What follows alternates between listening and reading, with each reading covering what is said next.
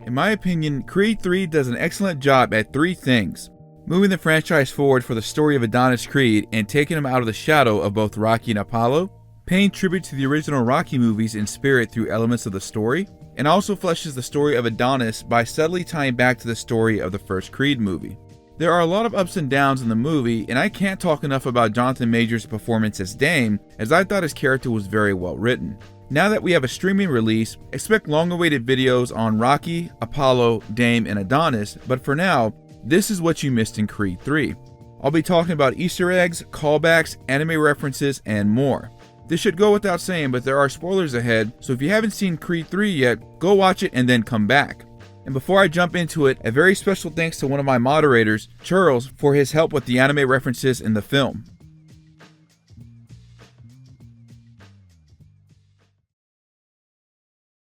During the opening scene of the movie where Dame is driving to pick up Donnie, we see a pair of golden gloves hanging from the rearview mirror. While this would foreshadow his upcoming fight for the regional Golden Gloves Championship, it's also a nice nod to the Rocky Marciano cufflink that both Apollo and Rocky possessed. As Adonis begins to sneak out of his room, we see that he has a Naruto poster on his wall.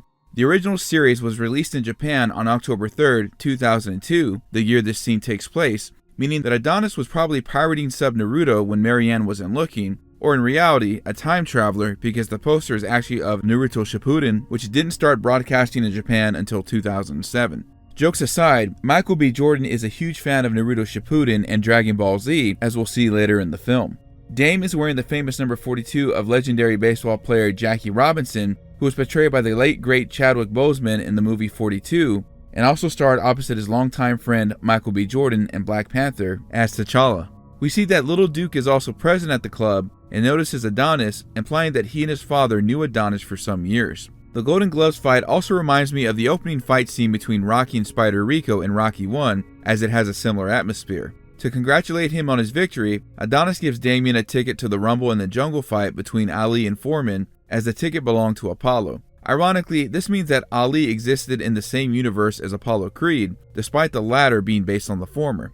Fast forward to 2017, and we see a rematch between Adonis and Ricky Conlon, who returns from prison after his last fight in the first Creed film. The commentators during the fight are Todd Grisham, who is a sports reporter for DAZN and Glory Kickboxing currently, while also previously working for ESPN and WWE, and Jessica McCaskill, notable female world welterweight and super lightweight champion. In this fight, Adonis is wearing all red trunks, as a slight nod to Apollo wearing red trunks with the white trim in Rocky 2, which this film was also famous for a rematch between a Creed holding the championship and his major notable opponent, though obviously the opponent is Conlon instead of Balboa. This time, the fight ends differently as Adonis manages to knock out Conlon and retires as the undisputed champion. As the camera shows Adonis' eyes as time slows down and begins to counter Conlon, this close-up is reminiscent of Megalobox's cinematography, and the counterattack itself is similar to the opening fight of Hajime no Ippo, Champion Road, where Ippo does a similar counterattack. During his present day, Adonis makes good on his promise by acting out a tea party with Amara, which is a nice contrast to Marianne pleading with Apollo to play with his kids instead of reading hate mail in Rocky 2. As Bianca is working in the studios, we see memorabilia from Adonis' past fights and some of Apollo's in the glass cases, along with the gold records she has amassed over her career. Bianca has also transitioned into a producer from a singer, as we saw her sing in the first two films, now producing for Kehlani, who makes a cameo later on. Dame is now released from prison in the present day, mirroring the backstory of Clubber Lang, who was released from prison and became a professional boxer and would eventually challenge Rocky, or Tommy Gunn arriving from Oklahoma to seek out Balboa. Now that he's retired, Adonis is a promoter for his brand Creed Athletics, operating out of the Delphi gym with Little Duke, as the two are partners in running this gym like their fathers were, and also the first time where we see a Rocky Creed protagonist as the promoter, in comparison to antagonist promoter George Washington Duke from Rocky 5. The gym also looks vastly different from its incarnation in Creed 1 and 2, as Adonis mentions to Dame that it has gone through some upgrades. Felix Chavez, portrayed by real-life boxer Jose Benavidez Jr., is now the world champion and is preparing for his fight with Victor Drago, who is now the #1 contender. Adonis also gives some advice to Felix mirroring Rocky, quoting the first half of, "It's not how hard you can hit," implying that Rocky gave him the same advice that he gave to Robert and made it his own. As Dame and Donnie sit down to eat, they open their straws the same way and grin, a subtle nod to how close the two were. Near the end of the conversation, Dame mentions the necklace he wanted to buy to be Diamond Dame Anderson, as he talked about when he and Donnie were teenagers. Adonis agrees to help Dame get trained as a professional boxer in a similar manner to how Rocky agreed to train both Tommy and Adonis. As the Creed family talks after Amara goes to bed, they talk about Marianne's recent stroke, mirroring how Mickey would start to have heart problems in Rocky 3, someone who was a father figure to Rocky, as Marianne is Adonis' mother. Little Duke protests that Adonis shouldn't help Dame, in a similar manner to Rocky initially refusing to train Tommy after seeing him spar with Vincent. After Amara punches her bully, the teacher tells Adonis and Bianca that while she exceeds academically, she just fights, echoing back to Creed 1 of how Adonis was as a kid. Adonis expresses that Bianca needs to learn to defend herself in case where she's somewhere she's supposed to be safe, but is not, subtly hinting at his past and how it involved Damien. Damien also describes Donnie saying that he went off and got all Hollywood, a nod to his nickname in Creed 1. As Adonis and Dame talk near the trophy case, we see in the background that 2 jerseys are framed, both from the Los Angeles Lakers, Shaquille O'Neal's number 34, and the late Kobe Bryant's number 8. Kobe also described in an interview that his number 8 era, when I first came in number 8, it's really trying to plant your flag sort of thing. I gotta prove that I belong here in this league. This mirrors Adonis' story in the first Creed film, as in the final fight, he wanted to prove he wasn't a mistake. When the 2 drink Hennessy, we see 2 pictures on the bar. Adonis, or rather MBJ, with who I believe is Eddie Murphy, and Tony Duke Burton and Apollo Creed from the final fight of Rocky 2. When Adonis says Dame accuses of Adonis being soft, it mirrors where Mickey says to Rocky in Rocky 3 that he did the worst thing a fighter could do, get civilized. Dame then proceeds to ask for a title shot insistently, similar to Clubber Lang doing the same thing during the unveiling of the Rocky statue ceremony. Adonis says he can't make Damien a contender overnight, though the latter says that's what happened to him, a nod to Adonis' first fight with Conlon in the first film. In the trophy case, we get a closer look at Adonis' trunks on display, notably 2 of them being from his second fights with Victor Drago and Ricky Conlon, respectively. Dame states that Adonis should take a chance on an underdog, pointing to a picture of Apollo and his gloves from the first fight with Rocky. When we see the second sparring session between Felix and Dame, we see the 2 get heated after a dirty punch in the clinch, with Adonis trying to calm down Damien, similar to how Rocky had to tell Tommy to take it easy with Vincent in the sparring session. On the bus ride home, we finally see the upcoming fight poster for both Felix and Drago, and then we cut to a mini montage of Damien living alone and training alone in a Clubber Lang-like manner. The scene ends as Dame stares in the mirror with some pictures attached to the mirror itself, mirroring similar shots we've seen throughout the Rocky films. After hours, we see Amara studying the championship fight between Adonis Creed and Danny Wheeler from Creed 2. However, although Amara and Adonis state that it was a straight right that knocked out Wheeler, it was actually a left hook. Kehlani makes her cameo as she performs shadows at the label party. Adonis attempts to sneak attack Dame again, but in contrast to the trophy room scene, Dame picks up on it by hearing his voice. As Drago walks in and Adonis goes to greet him, it is confirmed that the deleted scene in Creed 2 is now canon, as the 2 have put their past behind them. At the Chavez' house, Adonis mentions a potential contender could be Sparino, the same Leo Sparino he fought in the first film, as a replacement for Drago.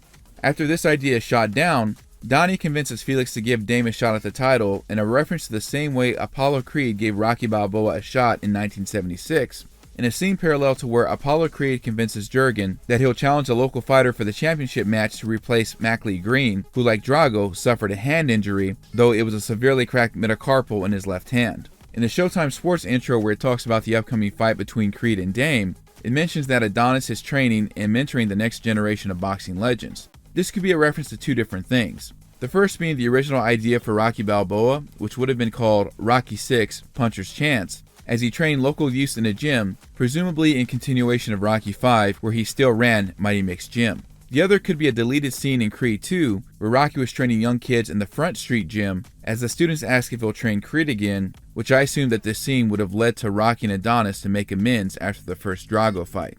One of the fighters interviewed in the feature is Lorenzo Nightmare Jones, who is portrayed by Terrence Crawford, who is ranked in May of 2022 as the world's best active pound for pound and who is currently undefeated. As the Creeds arrive at the Chavez-Anderson fight, they take a quick picture with Canelo Alvarez, someone I'm sure you all know who needs no introduction.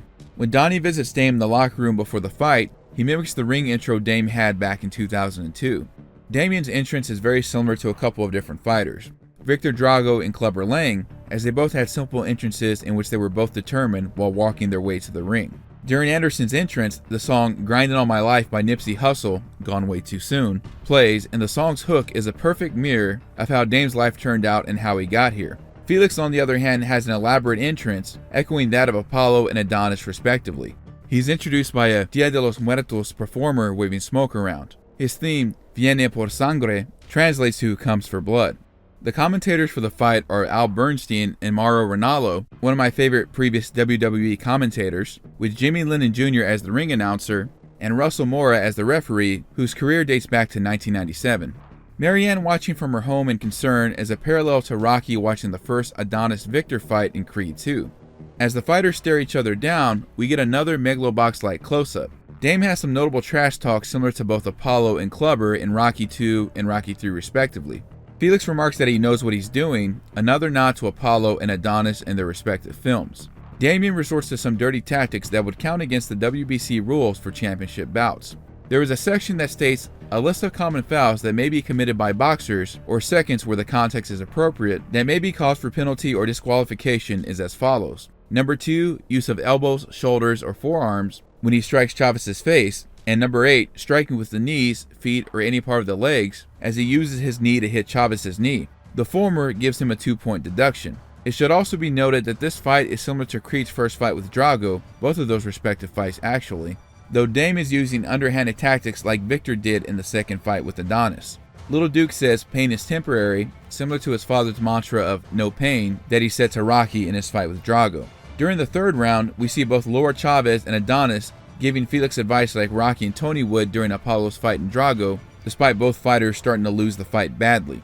Dame uses his famous straight right again to win the world championship, although this upsets Adonis, just like how his father was upset at Lang winning the title. Everyone rushes to the ring to check on Felix, just like they would when Apollo died in the ring during Rocky IV, though thankfully Chavez would survive his injuries. It should also be noted that Donnie is wearing a similar pinstripe suit his father wore during the press conference with Ivan, though with different colors, during this championship match. After the fight, we see Marianne and Adonis talking at her house, and it's finally revealed what the relationship was like with Apollo's kids and Adonis. They treated him badly and as an outcast, claiming that his real brother was Damien. As the conversation ends, we see the letters that Dame had sent this entire time, though Marianne hid them from Donnie. When Dame is confronted by Donnie, this is similar to how Tommy betrayed Rocky in Rocky V, though Dame was quicker to get the title than Tommy was. We once again hear the infamous nickname of Baby Creed from the first Creed film, which sets off Adonis again. Damien says, "Try watching somebody live your life," echoing what he said to Bianca about how she felt about someone else singing her song at the label party. Dame even says he's coming for it all, possibly insinuating that he would also take Bianca away from Adonis, in a parallel to how Clubber hit on Adrian in front of Rocky. Back at the house, we see Adonis and Bianca talk similarly to the talk between Adrian and Rocky had in Rocky IV, with Adonis wearing an identical outfit that Rocky did, as both did not wear jackets. Just like that scene in Rocky IV, it ends in a disagreement. We see Adonis look at the ad of him for Ralph Lauren, just like Rocky would look at the statue of himself after Mick's death. Adonis driving his car after the argument with Bianca is also a nice nod to the No Easy Way Out montage in Rocky IV. In a scene mirroring Rocky and Mickey's last conversation in Rocky III, Marianne remarks how the day she met Adonis and knew he was Apollo's son, even going so far as to say, "You don't have to do that," referencing that he had to fight, akin to Rocky asking Adonis, "Why would you want to pick a fighter's life when you don't have to?" Apollo would tell you that too. And in an interview, Carl Weathers also commented that Apollo would say the same thing if Apollo would have still been alive in the first Creed film, that Apollo fought so Adonis didn't have to. Marianne even comments that she was so mad that Apollo left, thinking that she was talking to Apollo instead of Adonis, and possibly also meaning left in the affair that he had, but Adonis helped her forgive Apollo. As Marianne passes away, Adonis tearfully remarks, "Tell me what to do," in the same way Rocky asked Adrian, "What am I supposed to do?" as Mickey was having a heart attack. After the funeral, Donnie finally confides in Bianca about his past, and a nod to the scene where Rocky finally admitted to Adrian he was afraid of his upcoming fight with Clubber. Adonis mentioned that he kept moving on and tried to forget, which would explain why he was so angry and wanted to build his own name in Creed 1, as he wanted to cut all ties from the past. Bianca urges Adonis to fight, echoing Adrian telling Rocky to win in Rocky 2. Stephen A. Smith makes a cameo with the show First Take, as Adonis prepares to announce his comeback from his retirement to fight Damien. However, Dame calls in and calls Donnie a coward, similar to Clubber saying, "Don't give the sucker no statue, give him guts." As the training for the fight begins, Adonis returns to the basics, even with the beard, as Rocky did in Rocky IV. Little Duke begins to list his injuries, including fractured metacarpals, again the same injury Mac Lee suffered in his left hand in Rocky I, as we see flashbacks to the previous fights with Sporino, Wheeler, Drago, and Conlon. Little Duke says you're old and broken and mentions that we can turn his flaws into strengths. This is similar to what his father told Rocky and Rocky Balboa, that they would have to focus on his strengths, specifically his raw power, to stand a chance with Mason Dixon. Patrice Boog Harris returns as Adonis's Mint Man from Creed 2 and is a real-life youth boxing program coach, and Anne the Mint Queen Najar, a notable boxing coach for athletes and celebrities, though both were also present during earlier scenes of the film. Ironically, one of my favorite parallels of the film from Rocky 3 is Dame, who has similarities to Clubber Lang, this time is making his training a show, while Adonis is serious and training in isolation with his team. Adonis begins to shadow box in the mirror in a callback to the first Creed film, where he did the same under Rocky's instruction. Victor Drago joins the camp as Donnie's sparring partner, similar to how Apollo would spar with Rocky to help train for his rematch with Clubber. During Dame's scenes, he constantly knocks out his training partners like Ivan Drago would in the director's cut of Rocky IV. Victor states that maybe we should take a break, though Adonis protests against this, in another Rocky III callback where Apollo will get upset at Rocky for saying tomorrow and saying that there is no tomorrow. Right after this, Victor knocks him down with a big left, a similar punch Adonis used on Victor after knocking him down once in their second fight. As he prepares to take his headgear off, we see flashbacks to where he got up from his knockdowns from Colin and Drago. Adonis tells Victor, "Where you going? I'm just getting started," echoing Rocky's, "Yo Tommy, I didn't hear no bell." We see a nice dueling montage between Adonis and Dame, just like Rocky IV and Creed 2, with even some yin and yang symbolism as Adonis is running in white clothes while Dame runs in black clothes alongside a lit and unlit bridge respectively. Both Dame and Adonis practice their uppercuts under a rope like Rocky did in Rocky IV. After spitting blood, Victor smiles that Adonis is giving him more effort like Apollo did with Rocky and Rocky III during the training montage. During the montage, Adonis can pull a small plane, nodding to Rocky pulling the log sled with Paulie on it in Rocky IV. Near the end of the montage, Adonis would make it to the top of the Hollywood Hills, a nice nod to his old nickname, like Rocky running up the steps in Rocky I, II, V, and Balboa, and Rocky running up the mountain in Rocky IV. Adonis also screams out like Rocky screaming Drago in Rocky IV. As he prepares to walk out to the ring, he quotes what Rocky told him in Creed 1, "One step at a time, one punch at a time, one round at a time." Adonis kisses Bianca before he steps into the ring, like Rocky giving a kiss to Adrian in Rocky IV, Rocky vs. Drago. Dame's entrance this time around is more extravagant as he has a bit more swagger as he makes his way to the ring, and is now cheered instead of being booed during his previous entrance when he was about to fight Felix. Last time that I checked is also very fitting for the character arc now, as he's the current undefeated champion of the world. We see more of the yin-yang symbolism and duality as Adonis is wearing white USA flag trunks, a nice contrast from his fight with Drago where he wore black dark USA trunks, the Dame's nearly black trunks, this time with diamonds that have the Pan-African flag colors. The ring announcer is notably David Diamante, the voice of boxing, with Todd Grisham returning for commentary alongside Chris Mannix. We see another Megalobox close-up as Dame and Adonis stare each other down. At the end of the first round, Dame's trainer says that he's throwing a lot of power punches, a nod to Clubber Lang's trainer saying stop wasting your punches, though Dame states that he knows what he's doing, in a parallel to Felix and Adonis saying the same thing in their respective matches. We see another Megalobox reference in cinematography, as Dame and Adonis are trading blows like Joe and Aragaki. During round 3, we see the two fight in what seems to be an empty arena. This is a reference to two things. The first being in the previous Creed films, where there sometimes would be a spotlight just on the fighters, or Adonis getting up from a knockdown. The second is specifically the fight between Kakashi and Obito in Naruto Shippuden, as they fight in the Sharingan dimension. The two were childhood friends like Adonis and Dame, and just like Dame is getting back at Donnie for running away, Obito tries to get back at Kakashi for killing his lover.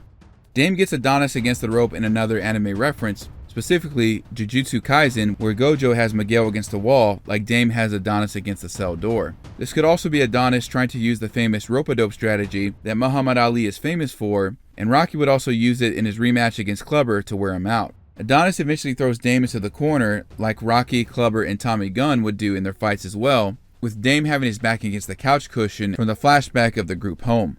The double punch Adonis and Dame throw is a nice nod to Ashita no Joe between Joe and Carlos, or Goku Majin Vegeta's double punch from Dragon Ball Z. Little Duke gives some sound advice to Adonis before stepping into the final round, let go of whatever was and walk into what is, similar advice Tony gave to Apollo about letting go, though in the context of persuading him to not fight Rocky again. Dame lands a vicious gut punch to Adonis, a nice nod to the many ab crushers seen in Dragon Ball Z, and downing Adonis, as Adonis has been knocked down in the final round of each major fight he's had up to this point. Adonis manages to hear Bianca's "get up" just like in Creed 2 and is able to get back up. Dame manages to start doing the Dempsey roll just like Ippo before charging, and this time, Adonis is able to break out of the same clinch Dame did to Felix earlier in the film. We see a final Megalobox close-up as Adonis hits Dame with the straight right, and we hear a nice nod to the final bell motif from the original Rocky films. As he struggles to get up, Dame is very rocked like Clubber Lang was in Rocky 3.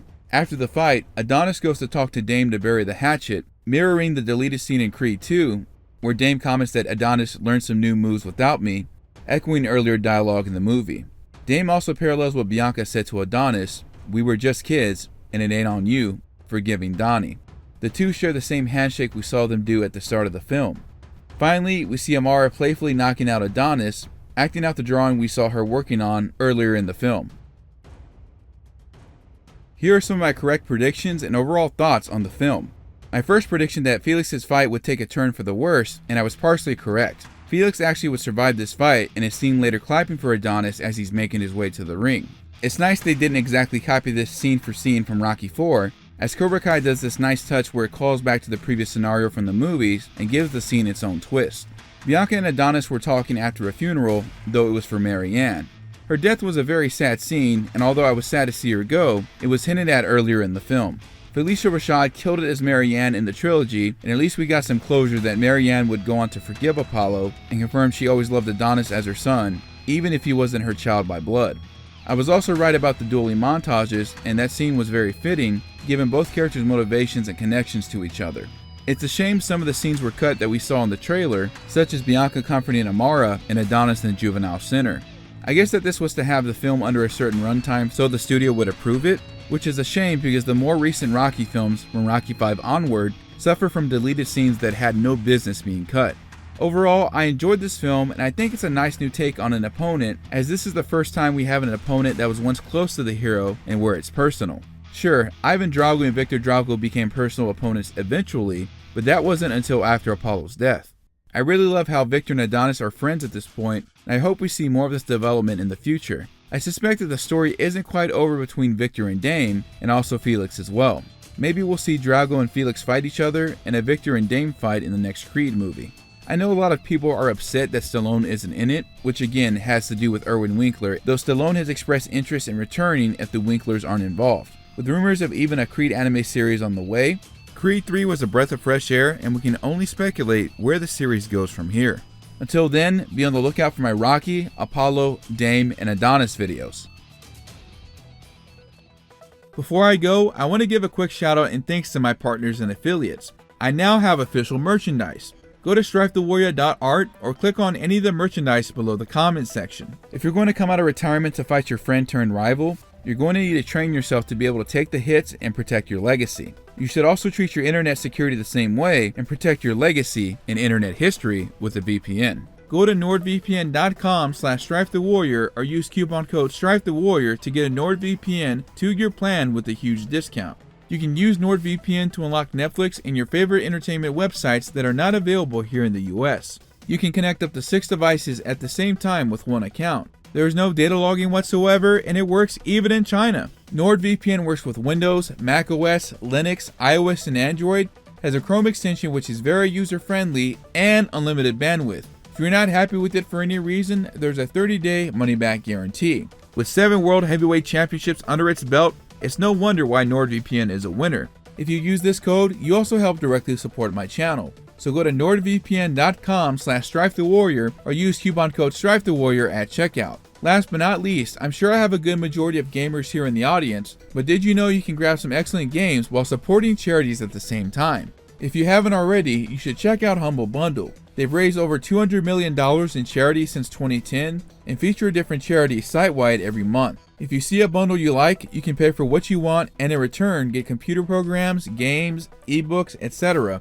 and the proceeds support charity. Go to HumbleBundle.com and use my referral link in the description at checkout. These referral links help support the channel, so thank you NordVPN and thank you HumbleBundle. Let me know what you guys think. What was your favorite part of Creed 3? If you enjoyed the video, be sure to like it, subscribe, share it with your friends, and comment, as these all help my channel grow. Be sure to check out and subscribe to my second gaming channel. I'm trying to get this channel to 1,000 subscribers, and supporting this channel also helps me support my main channel. I'll be uploading more clips to this gaming channel, so stay tuned for that. Keep up with me on my socials via Instagram and Twitter. Thanks for watching, stay beautiful, stay awesome, and we'll catch you around next time.